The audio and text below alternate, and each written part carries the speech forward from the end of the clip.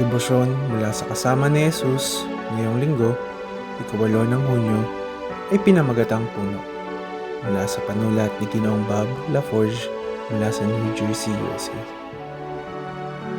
Atin pong basahin ang Kolosas, Kabanata 1, Talata 9-12 bilang batayang teksto.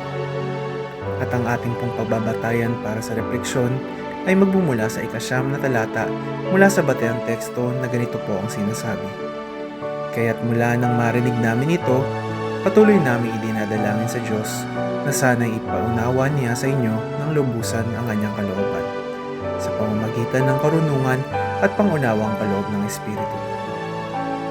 Nakatira kami malapit sa baybayin at kung minsan ay lumalabas kami para panoorin ng mga bangka sa karagatan. Pinakamaganda ang mga sailboat o bangkang may layag. Bumubuga ang hangin sa mga layag habang ang mga bangkay mabilis na umuusad. Hinahati ang tubig at nag-uukit ng mga daan sa karagatan. Kung walang hangin, ang bangka ay nandoon lamang. Inaanod kung saan papunta ang agos. Ngunit kapag lumalakas ang hangin, ang mga malamyang mga layag ay tumataas at namamayagpag. Itinutulak ang bangka sa may malalayong distansya. Kung paanong pinupuno ng hangin ang mga layag ng barko, nanalangin si Pablo na ang buhay ng mga taga-Kolosas ay mapatnubayan ng kaalaman sa kalooban ng Diyos na nagmumula sa espiritual na karunungan at pangunawa.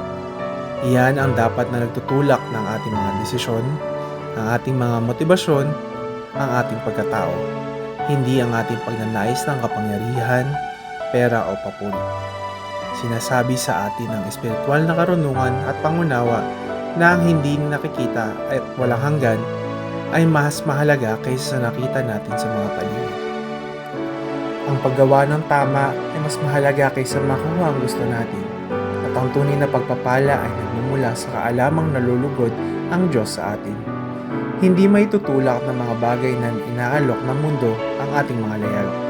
Ngunit, pupunuin ito ng walang hanggang katotohanan ng Diyos at itutulak tayo sa mas malalayang distansya kaysa sa inakaala nating posible. Atin pong isama sa panalangin ang mga manlalayag. Tayo po ay manalangin. Mahal na Diyos, puspusin mo kami ng iyong banal na Espiritu upang magawa namin ang iyong gawain sa mundo at sundin ang iyong kalooban. Amen.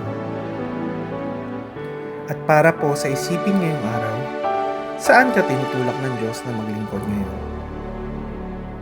Isang mabiyaya at pinagpalang araw po sa ating lahat. Nawa ay lumakad tayo na kasama si Jesus.